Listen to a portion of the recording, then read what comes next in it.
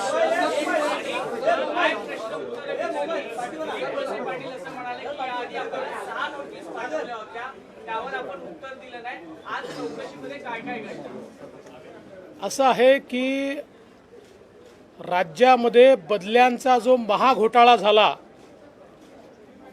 या महाघोटाळ्याची सगळी माहिती ही मी केंद्रीय गृहसचिवांपर्यंत पोचवली आणि त्यानंतर माननीय उच्च न्यायालयाने या महाघोटाळ्याची चौकशी ही CBIला सोपवली आणि त्यावर सर्वोच्च न्यायालयाने शिक्कामोर्तब केलं.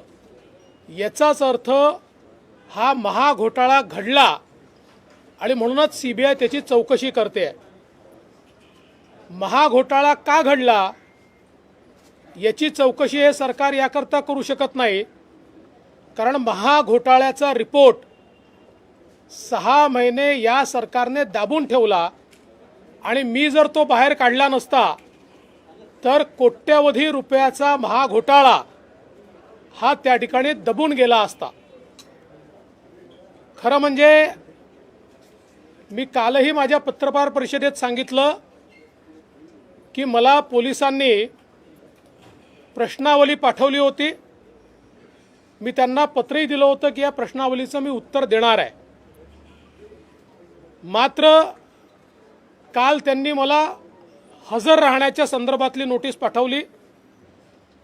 माझ्या देखील हे लक्षात आलं की हजर राहण्यासंदर्भातली अचानक नोटीस येण्याचं कारण सभागृहामध्ये जे विषय मी मांडतोय, मग या सरकारच्या मंत्र्यांचं दाऊदसोबत कनेक्शन असेल किंवा हे सरकार विरोधी पक्षासोबत कसं षडयंत्र करताय या संदर्भातले विषय असतील आणि म्हणून अचानक अशा प्रकारची नोटीस उपस्थित राहण्याची मला देण्यात आली. मी त्या नोटीसच्या संदर्भात कालच घोषित केलं की हो मी जाणार आहे. मग सरकारतर्फे पोलिसांतर्फे मला विनंती करण्यात आली की आम्हीच आपल्याकडे चौकशी करता आणि माहिती घेण्याकरता आमचा स्टाफ पाठवतो. त्यानुसार ते आज आले. पण वळसे पाटील साहेब जे म्हणाले त्याच्यामध्ये सगळ्यात महत्त्वाचा फरक काय आहे, मला जो क्वेश्चनर पाठवला होता आणि आज जे प्रश्न विचारण्यात आलेले आहेत यामध्ये एक गुणात्मक अंतर आहे. आणि ते अंतर हे आहे की आजच्या सगळ्या प्रश्नांचा रोख जणू काही ऑफिशियल सिक्रेसी ॲक्टचं उल्लंघन मी केलं आहे अशा प्रकारचा रोख होता. म्हणजे हे सगळं घोटाळा बाहेर काढून ऑफिशियल सिक्रेसी ॲक्टचं तुम्ही उल्लंघन केलं असं तुम्हाला वाटत नाही का? हे अशा प्रकारे करणं योग्य होतं का?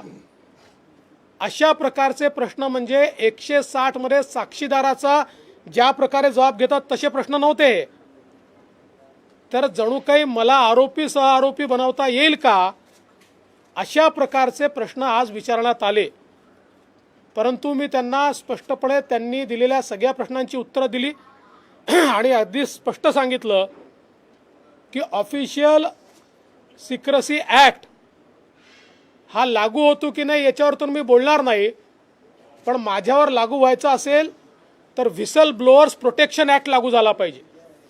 याचं कारण हा घोटाळा मी बाहेर काढलाय, मी व्हिसल ब्लोअर आहे आणि तो न्यायालयाने मान्य केलेला घोटाळा आणि त्याच्यात आता अनेक लोक बाहेर पडतायत, कोट्यवधीचे व्यवहार हाती लागतायत. दुसरं महत्त्वाचं यातलं असं आहे की मी जे त्यांना अतिशय स्पष्टपणे सांगितलं, मी जबाबदार नेत्यासारखा वागलो. त्या संदर्भातलं अग्रेषित केलेलं पत्र मी दाखवलं, पण त्याचवेळी मी पत्रकार परिषदेमध्ये सांगितलं की ट्रान्स्क्रिप्ट किंवा पेनड्राईव्ह हा मी कोणालाही देणार नाही. याचं कारण हे मटेरियल सेन्सिटिव्ह आहे आणि म्हणून याची कॉम्पिटंट अथॉरिटी कोण आहे? राज्य सरकारला तर मी देऊ शकत नाही. राज्य सरकारने जो घोटाळा दाबला त्याचे कागद मी राज्य सरकारला देऊन त्यांनी काय दिवे लावले असते? त्यामुळे त्या सगळ्या कागदपत्रांमध्ये IPS ऑफिसर्सची नावं असल्यामुळे IPS ऑफिसर्सची कॉम्पिटंट अथॉरिटी केंद्रीय गृहसचिव असल्यामुळे हे सगळे कागद मी केंद्रीय गृहसचिवांना दिले. त्यामुळे कुठेही ते पब्लिक डोमेनमध्ये मी आणले नाहीत. जे कव्हरिंग लेटर होतं त्याच्या व्यतिरिक्त सेन्सिटिव्ह मटेरियल मी पब्लिक डोमेनमध्ये आणलं नाही. पण त्याचवेळी सिक्रेसीचा भंग झाला असेल तर तो कोणी केला? संध्याकाळी ही सगळी कागदपत्र ट्रान्स्क्रिप्टची जी मी केंद्रीय गृहसचिवांना दिली होती ती मंत्री नवाब मलिक यांनी पत्रकारांना दिली. त्यामुळे चौकशी झाली पाहिजे तर ती त्यांची झाली पाहिजे. कारण पत्रकारांना हे जर पोलीस मानतात की हे सिक्रेट डॉक्युमेंट होते तर मग ते मंत्री नवाब मलिकांना प्रेसला देण्याचा अधिकार होता का? ते त्यांनी दिले आहेत प्रेसला, आपल्यापैकी सगळ्यांनाच त्यांनी दिले आहेत, आपल्याजवळ देखील त्याची माहिती आहे. त्यामुळे कितीही मला गोवण्याचा प्रयत्न केला तरी सरकार मला गोवू शकत नाही. हे काळे कारनामे मी बाहेर काढतच राहणार आहे. या संदर्भात जेवढी माहिती मिळेल ती माहिती मी पोचवतच राहणार आहे.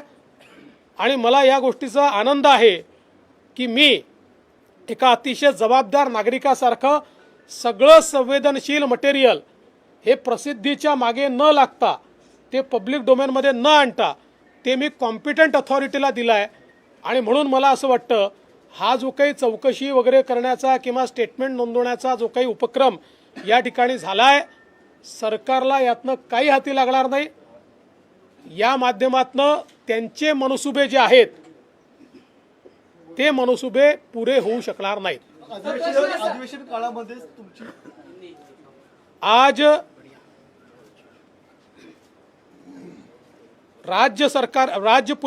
मुंबई पुलिस की ओर से एक टीम मेरे पास आई थी. 23 मई 2021 को महाराष्ट्र में हुए तबादले घोटाले के कागजातों को मैंने केंद्रीय गृह सचिव को सौंपा था. एक प्रेस कॉन्फ्रेंस की थी, उसमें कवरिंग लेटर दिखाते हुए बताया था ये सारा सेंसिटिव मटेरियल मेरे पास है.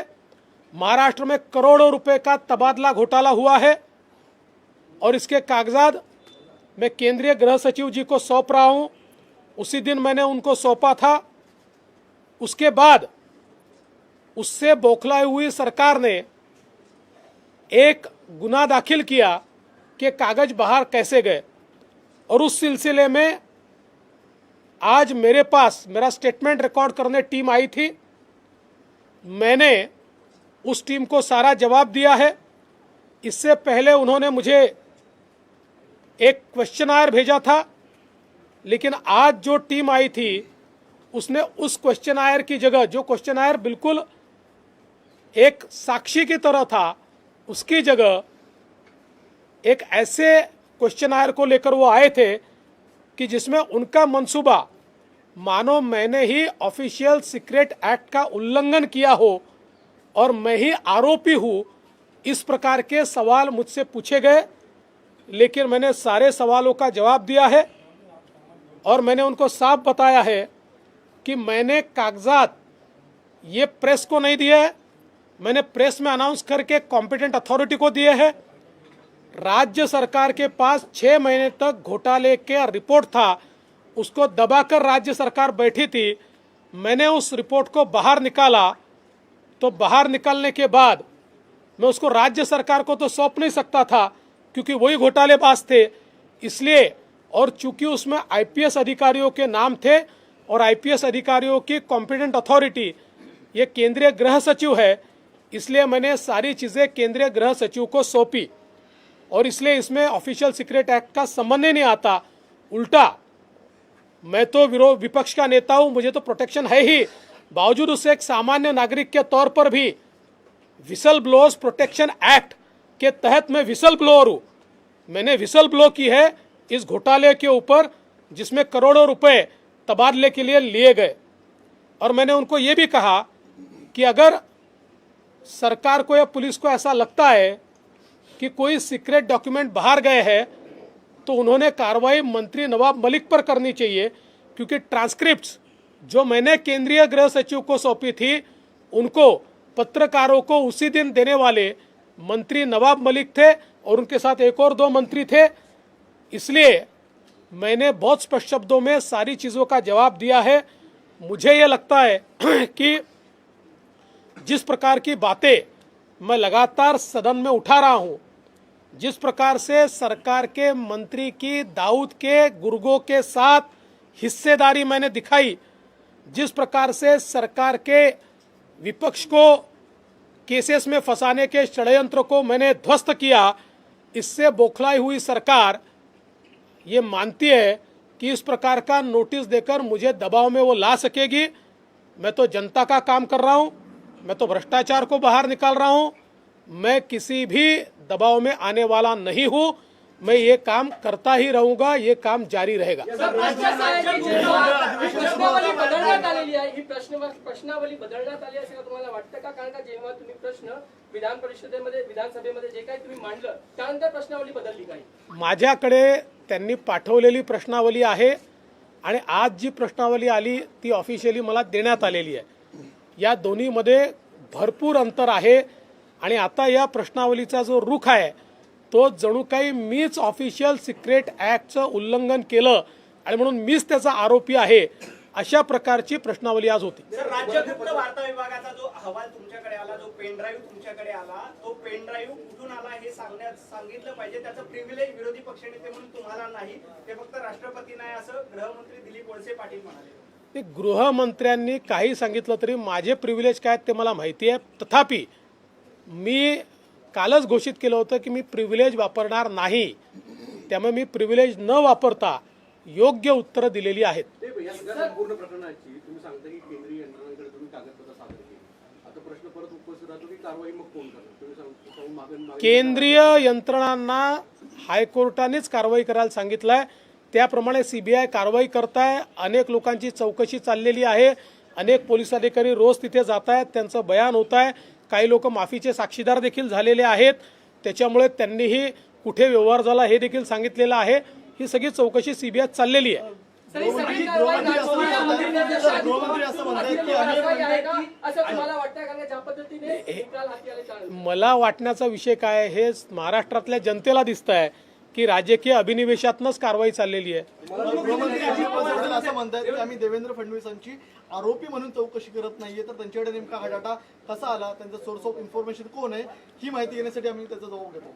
माझा त्यांना एवढंच आव्हान आहे की वेळ राहता जर तुम्हीच या कांडाची चौकशी केली असती, तुम्ही जर या घोटाळ्याची चौकशी केली असती, 6 महिने सरकार त्याच्यावर बसून होतं, कारण सरकार या ट्रान्सफर कांडमध्ये लिप्त होतं। आता ते बाहेर येत आहे, त्यामुळे त्याची चौकशी सोडून आमचे कांड बाहेर का आले याची चौकशी करणं, यावरच हे लक्षात येत आहे की आमचे कांड कोणी बाहेर काढू नये, आमचे घोटाळे कोणी बाहेर काढू नये, याकरता हा दबाव चाललेला आहे। नोटीस जी आहे ती आता हे कुणी देऊ नये, म्हणजे कुठल्याच पक्षाने किंवा या गोष्टी करू नये, जे आहे ते याच्यामध्ये मुद्दे भरकटत आहे आणि मूळ विषय बाजूला राहतोय। आणि मेन तुम्हाला नोटीस दिली त्यांना कल्पना सुद्धा नाही, म्हणजे राज्याचे डेप्युटी सीएमला अजित दादा काय म्हणाले मी ते ऐकलं नाही, पण एक गोष्ट निश्चित आहे की ज्याचा लोकशाहीवर विश्वास आहे अशा प्रत्येक व्यक्तीला मनातनं तरी हे नक्कीच वाटेल की अशा प्रकारची नोटीस देणं हे चुकीचं आहे। विधिमंडळ अधिवेशन सुरू असताना समाधान झालं आहे का की त्यांनी पुन्हा चौकशीसाठी तुम्हाला बोलू किंवा येऊ असं काही सांगितलेलं आहे? आज मला पुन्हा येईन असं त्यांनी सांगितलेलं नाही।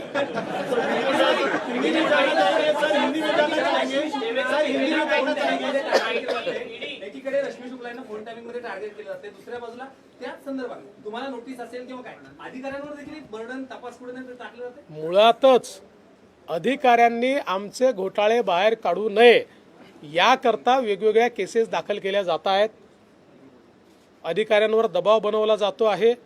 पण मला असं वाटतं त्यांनी किती दबाव बनवला तरी शेवटी अधिकाऱ्यांनाही माहिती आहे की एक दिवस जेव्हा हे उघडकीस येतं त्यावेळी कोणी कोणी या गोष्टी दाबून ठेवल्या होत्या त्या बाहेर येतात आणि मग तपास यंत्रणांसमोर अधिकाऱ्यांनाही जावं लागतं। त्यामुळे अधिकारी या संदर्भात योग्य आणि कायदेशीर कारवाई करतील अशी माझी अपेक्षा आहे. संजय राऊत आरोप लगा रहे हैं या सगळे राईट होते ते आहेत होते. त्यामुळे कुठेतरी दबाव तंत्र निर्माण करण्याचा प्रयत्न आहे, कारण का सभागृहामध्ये उद्या गृहमंत्र्यांना उत्तर द्यायचं. असं आहे, उद्या गृहमंत्री काय उत्तर देतील हे मला माहिती नाही. त्यांना जे उत्तर द्यायचं असेल ते त्यांनी द्यावं. आम्ही आमच्या मागणीवर कायम राहणार आहे. काल जेव्हा वकील प्रवीण चव्हाण बोलले त्याच वेळी उद्याचं उत्तर काय असणार आहे याची मला पूर्ण कल्पना आलेली आहे आणि मी ते एक्सपेक्टही केलेलं. म्हणूनच मी कालही माझ्या पत्रकार परिषदेत सांगितलं की मी सगळी तयारी करून ठेवली आहे. वेगवेगळ्या प्रकारचे सगळे पुरावे मी जमा केलेले आहेत. आम्ही हायकोर्टामध्ये जाऊ. संपूर्ण प्रकरण पुन्हा सीबीआयकडे गेलं पाहिजे याकरता हायकोर्टाला विनंती करू आणि हे सगळे पुरावे सीबीआयला सुपूर्द करू. हिंदी में जानना चाहेंगे सर, हिंदी में जानना चाहेंगे राज्य सरकार नाही. सर हिंदी में जानना चाहेंगे, संजय राउत का ये ट्वीट करके उन्होंने थोड़ी देर पहले कहा है कि राज्य सरकार जब इस मामले की जांच कर रही है, कानून के लिए सब कोई बराबर है, तो जो पूछताछ करने के लिए कुछ नेताओं से संपर्क किया जा रहा है तो डर क्यों रहे हैं सच बताने के लिए?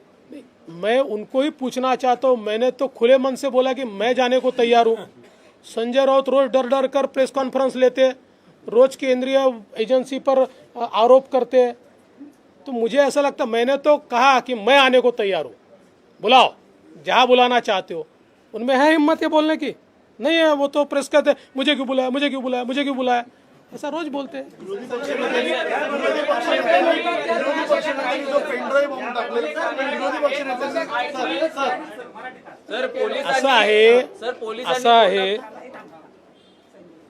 असं आहे की संजय राऊत जे म्हणाले त्यांना मी सांगू इच्छितो, मला नोटीस आल्यावर मी प्रेस कॉन्फरन्स घेऊन घोषित केलं की हो, प्रिव्हिलेज असलं तरी ते प्रिव्हिलेज न वापरता मी त्या ठिकाणी जाणार आहे. मला तर सरकारने विनंती केली की तुम्ही येऊ नका, पोलिसांनी विनंती केली की आम्ही पाठवतो, त्यामुळे आम्ही घाबरत नाही. पण माझा सवाल आहे, संजय राऊतांना जर अशा प्रकारची परिस्थिती आली ते का घाबरतात? ते का एजन्सीजवर आरोप करतात? ते का रोज प्रेस कॉन्फरन्स घेऊन सांगतात मला का बोलवता, मला का बोलवता, मला का बोलवता, असं ते का म्हणतात? याचं उत्तर त्यांनी दिलं पाहिजे. तर आदित्य ठाकरे असं म्हणतात की भाजप नेते फक्त बोलतात, आम्ही कुठल्याही पद्धतीची सूडबुद्धीनं कारवाई करत नाही, आम्ही न्याय व्यवस्थेवर विश्वास ठेवले. हे कोणी लिहून दिलं असेल त्यांना मला माहिती नाही. थोडी सुधारणा केली तर अधिक चांगलं. विरोधी पक्षनेत्यांनी जो पेनड्राईव्ह बॉम्ब टाकलेला आहे त्यामुळे महाविकास आघाडी सरकार घाबरले का? आता हे तर त्यांना माहिती आहे, पण तुम्ही पत्रकार आहात, तिथे काय आहे, कोणामध्ये घबराट आहे का, कोणामध्ये काय आहे हे तुम्हाला समजतं. त्यामुळे हा प्रश्न मला विचारायचे मीच तुम्हाला विचारतो, सांगा आहे का. चला, थँक्यू.